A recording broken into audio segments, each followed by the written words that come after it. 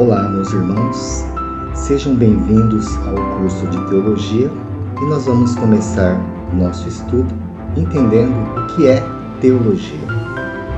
Como o próprio nome diz, teologia é o estudo de Deus. Do grego, theos quer dizer Deus e logia quer dizer estudo. E como que nós fazemos esse estudo de Deus? Através dos conhecimentos teológicos, das matérias teológicas. Então nós vamos estar utilizando, por exemplo, exegese e hermenêutica para entender o que quer dizer a palavra de Deus. Pois a teologia parte do estudo das escrituras sagradas como elemento, como fundamento do entendimento do divino. Então, por exemplo, nós cristãos, nós adotamos a Bíblia Sagrada. Os budistas adotam os sutras sagrados. Os indianos adotam as escrituras sagradas deles, o Rig Veda, Bhagavad Gita, os Upanishads e por aí vai. Então, existem várias teologias, várias crenças em Deus. Em diversas épocas, em diversos lugares, surgiram ideias sobre Deus. Então, desde lá da antiguidade, da pré-história, o ser humano tinha crenças em Deus. E era uma crença mítica, de mitos e lendas. Então, o ser humano acreditava num Deus mítico. Aliás, acreditava em vários deuses míticos. Então, na antiguidade, eles acreditavam que tinha um Deus do trovão, um Deus da chuva, um Deus do vento, e por aí vai. E depois, com o tempo, com a evolução do pensamento humano, da filosofia, dos pensadores, foram surgindo messias ou avatares. E então a crença do ser humano passou a estar envolvida com misticismo. Então eles estudavam o místico, o espiritual. Eles acreditavam que tinha um mensageiro de Deus, um avatar, um messias. E em cada civilização houve um avatar ou messias. Então, para nós, no cristianismo, teve a figura de Jesus Cristo. Para o budismo, teve a figura do Buda. Na verdade, não tem só um Buda, tem vários Budas, centenas de Budas que já existiram. Por isso que às vezes nós vemos imagem de um Buda mais magrinho, um Buda mais gordinho, um Buda cantando, um Buda dançando e por aí vai.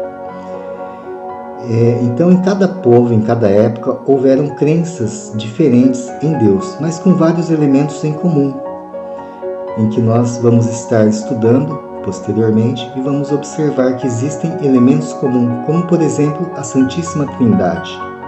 A Santíssima Trindade foi emprestada da teologia egípcia, em que eles já tinham uma trindade divina.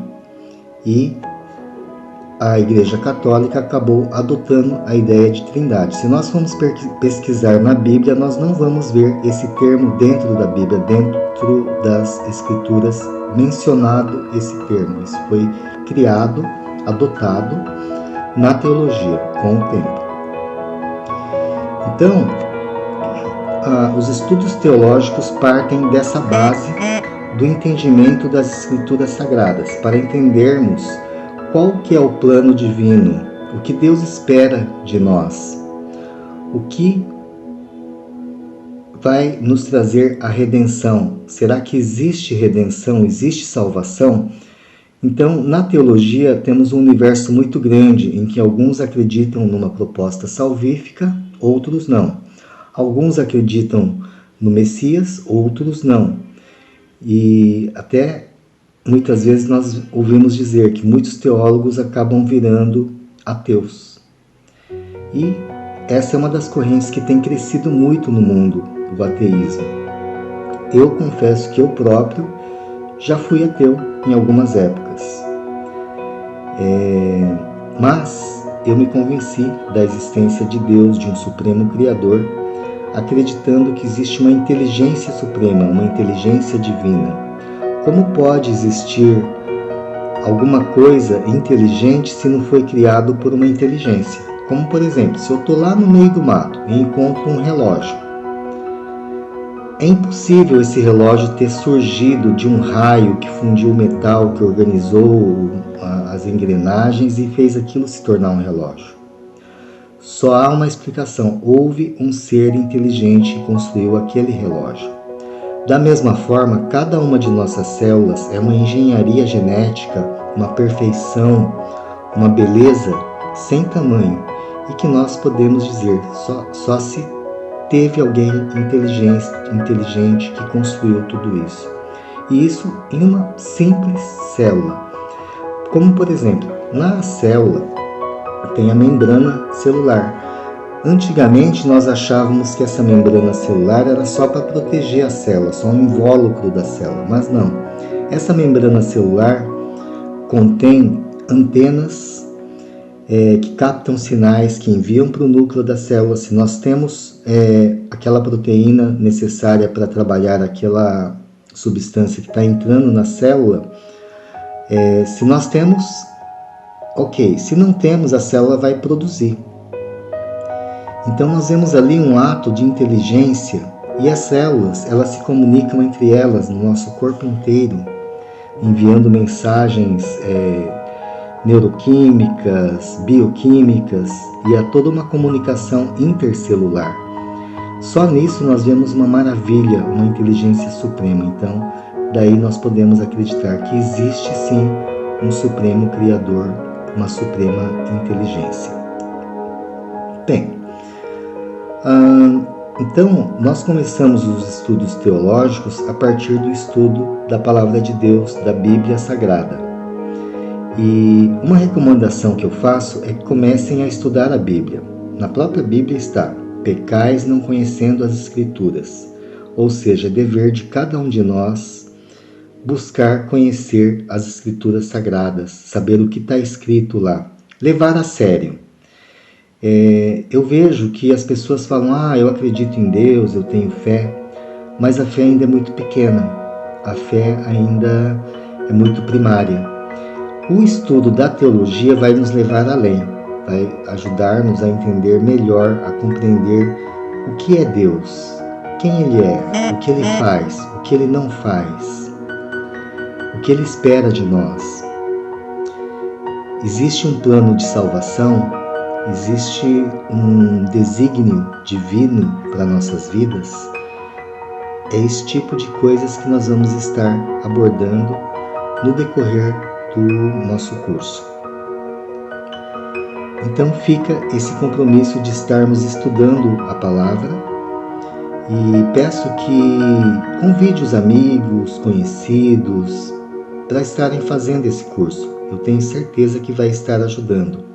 E esse é o meu objetivo: ajudar o maior número possível de pessoas. E eu penso que a maior ajuda que a gente pode dar para alguém não é só o trato físico ou mental, que é o que eu faço na minha vida profissional. Eu sou psicanalista, também acupunturista e também sou teólogo. Na vida profissional eu exerço a parte da terapia, eu trato o corpo e a mente das pessoas.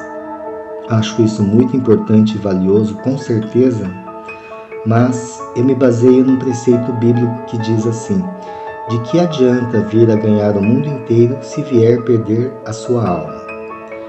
Então, nós devemos nutrir a nossa alma. E o próprio Cristo nos disse: nem só de pão vive o homem, mas da palavra. Então nós temos que ter o nosso alimento espiritual, temos que criar e desenvolver bons hábitos para com o divino. Então, ter uma leitura diária da Palavra de Deus, porque ela nutre a nossa alma, e buscar esse entendimento, começar a entender o que você está lendo. E para isso que serve o curso de teologia, para a gente estar entendendo melhor o que está sendo lido, estudado, para nós refletirmos num nível mais profundo e entendermos de fato qual é a vontade de Deus para com a gente, o que Ele espera de nós, da nossa vida. E de antemão já posso adiantar, Deus tem um plano maravilhoso para nós. Deus tem um amor tão profundo que Ele deu o próprio Filho para a nossa salvação. E nós devemos abraçar, aceitar essa bênção, essa oportunidade de termos uma vida melhor, de termos uma vida feliz, de nos melhorarmos a cada dia, de nos tornarmos um vaso na mão do oleiro, que Ele vai nos moldando, e de cada um de nós vai sair uma obra de arte, uma obra de amor, que vai estar ajudando o mundo a se tornar um lugar melhor para todos nós.